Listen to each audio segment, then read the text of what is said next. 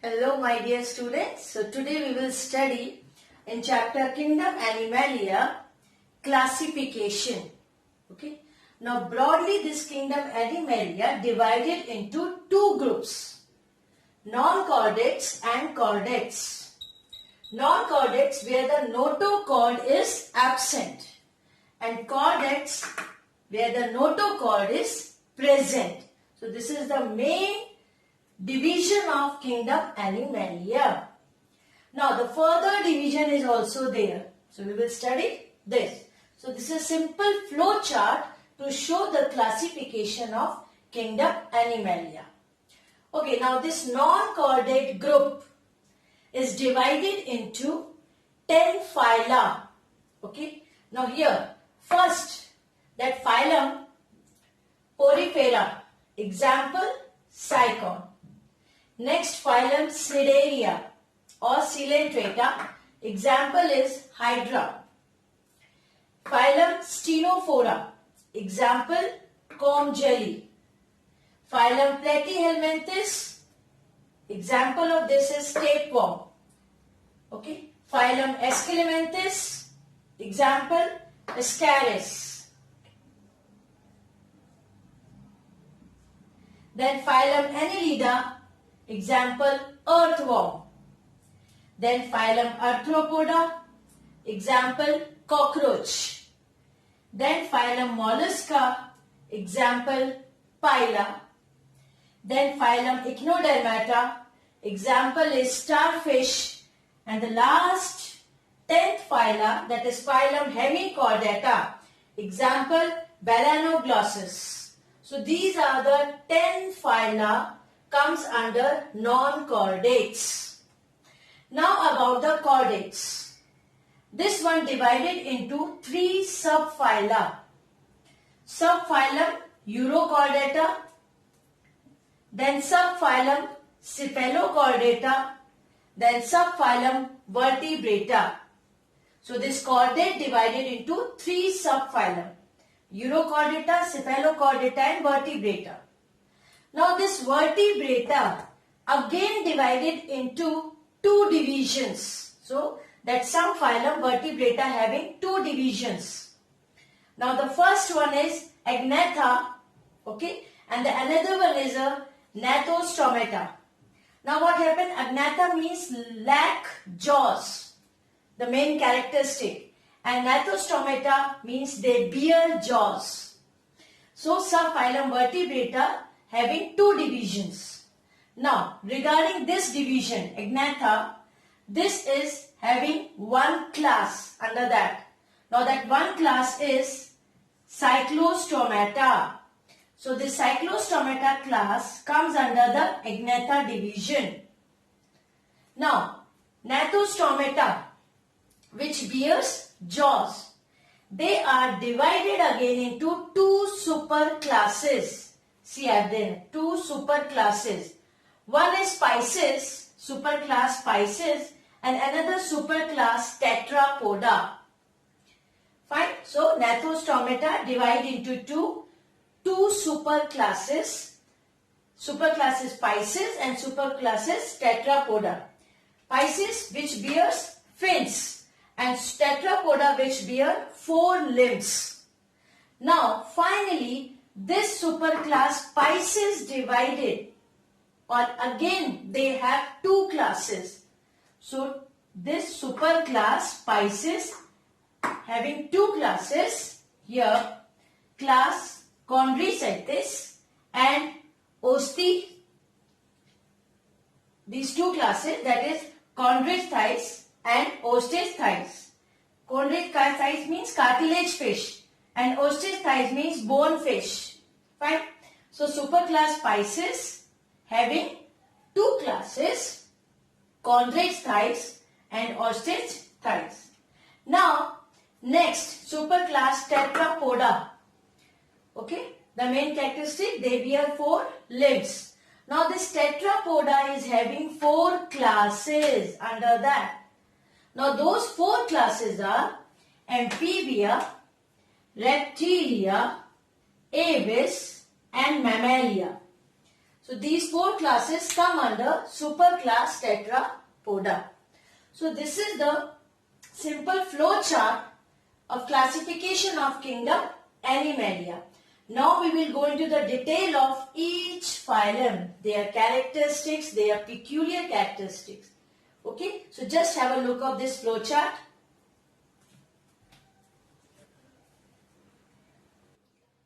Now after classification, first phylum, Phylum-Porifera. Now Porifera, pori means pores, ferin means bearing. Fine. So example under this Porifera, Cycon and Spongilla. Now the general characteristics of the phylum Porifera. They are the simplest pore bearing organisms called sponges. They are found in solitary, means live alone, as well as colonial, means live in colonies, and sedentary form, means attached to the substratum or rocks. So they are found in solitary as well as colonial and sedentary form. They are mostly marine, but few are found in fresh water also. They show cellular grade of organization, means here they are without the formation of tissues and organ. So cellular grade of organization.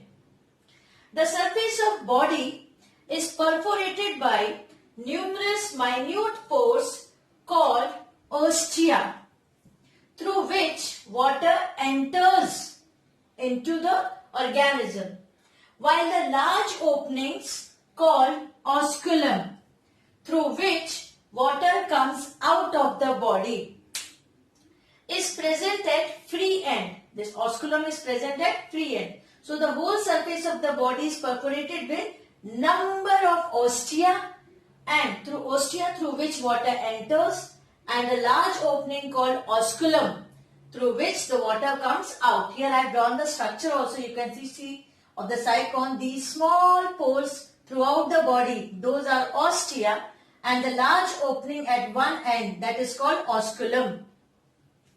They show presence of central space called spongicle and the center of this body. Now sponges have unique type of flagellated cells called conocytes or collar cells for digestion and creating water currents. Fine. So these sponges, they have special type of flagellated cells. This I will explain here. Okay. So first little bit characteristics, then I will explain the structure, conocyte and the collar cells, which are used for digestion as well as for creating the water currents. Next, sponges have endoskeleton of spicules of calcium carbonate or silica or proteinaceous spongin fibers.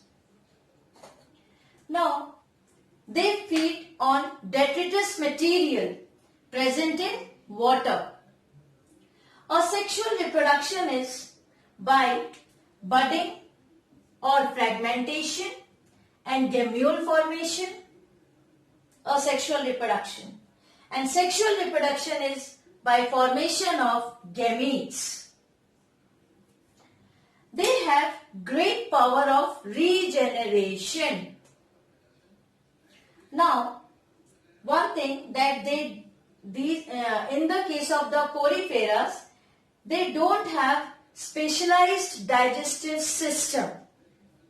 However, conocytes and amoeboid cells help in intracellular digestion. So you remember just in this point, sponges have unique type of flagellated cells, and that is called conocytes or collar cells, isn't it? Now, with the help of these conocytes and amoeboid cells, they help in the intracellular digestion because they don't have the specialized digestive system. Now I will explain the diagram. So this is the diagram of the cycon. You can see the osculum and these are the ostia. So when we take this section, LS section, this internal structure you can see, and this opening is called osculum. Fine. And inside that, on the surface, inner surface of this, they have this structure. This structure means which I have enlarged here, that I want to explain regarding the conocytes or the collar cells. So on the inner surface, there are number of the structure they are attached here. Now what happened here, I have enlarged this single. Fine. There are number of numerous in the inner surface. Now the single one, you can see the labeling. This one is a conocyte. At the bottom they have the amoebocyte, amoeboid cell structure. Okay, amoebocyte. This is the conocyte. Conocyte is attached with this collar-like structure. You can see. And in the center with the blue color, I have drawn the flagellum. So flagellum, this is the collar, this is the conocyte, this is the amoebocytes. And you can see here few dots I have drawn, and from the surface that is entering. So phagocytosis of the food particle also takes place. And then the digestion of the food particle inside this with the help of conocyte and amoebocyte. What I said, they don't have the specialized digestive system. So these two cells, they help in the intracellular digestion. So with the help of these two. And this flagellum for creating the water currents.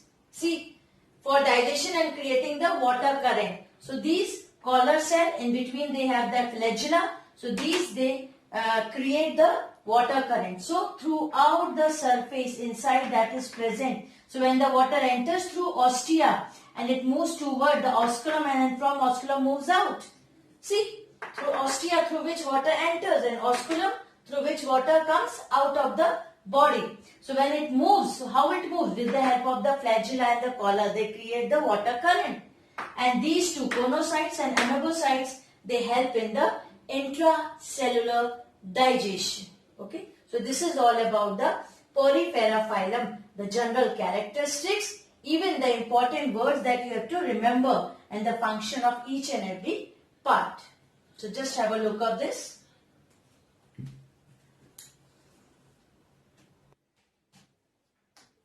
Now next phylum, Snideria or Coelenterata. Now animals like hydra, jellyfish, zoological name is Aurelia, sea anemone, Adamsia, sea fan, etc. So these animals comes under Snideria.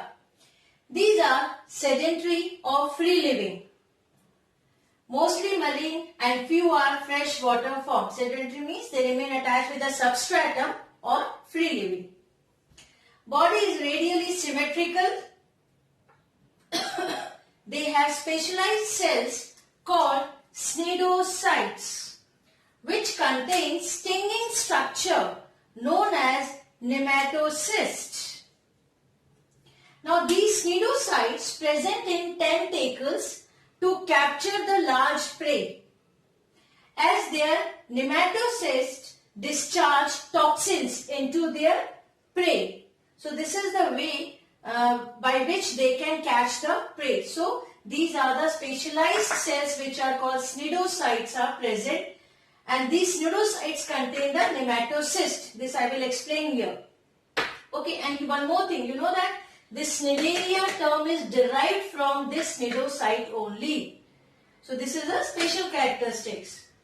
And these cnidocytes present in the tentacles, they capture the large prey, as their nematocysts discharge toxins in their prey. Here you can see, so these are the tentacles of the hydra, and here you can see the enlarged portion I have drawn here. Okay, and enlarged, then after this one, this single portion I enlarged here, and this is called cnidocyte. Now in this cnidocyte you can see nematocyst is here. Nematocyst, this portion, this one is a trigger, this is the thread-like structure, long thread-like structure is there. So what happened, as soon as the trigger sends the prey, immediately this thread-like structure which is coiled here inside the nematocyst will come out, and that coiled around the prey. This is the prey you can see, and here these nematocysts release the toxin into the prey and then they catch. So this is the way how they catch the prey. So cnidocytes. They show tissue level of organization. They have blind sac body plan. Now all these things, blind sac body plan, tissue level of organization, radially symmetrical, these things I already explained when I have explained about the criteria for classification. Fine. So here I am using just the term. They have blind sac body plan. They have central cavity called coelentron or gastrovascular cavity, which helps in digestion and circulation. Now you know this central cavity, gastrovascular cavity called coelentron. That's why I named Coelenterata.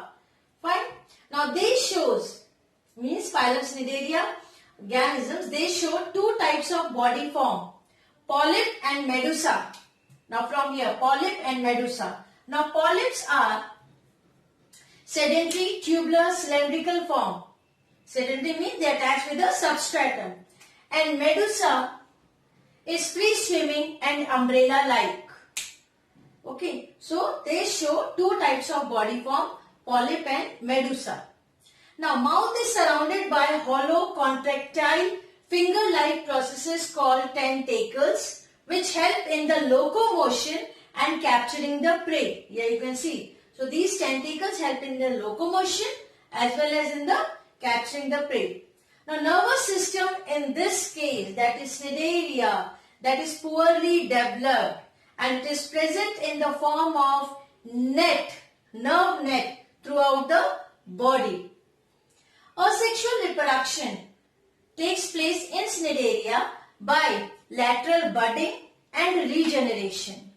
Now regeneration also, you know that medusa, as I said, two forms are there, two body forms are there. So medusa have, this one, have limited ability to regenerate.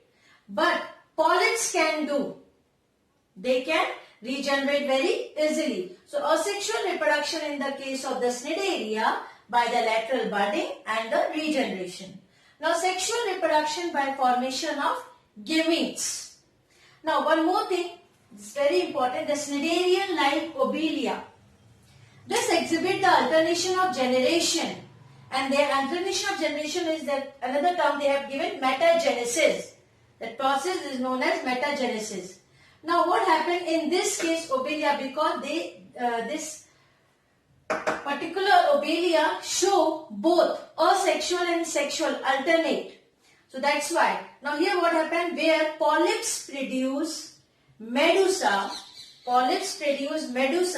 by asexual reproduction and medusa produce polyp by sexual reproduction.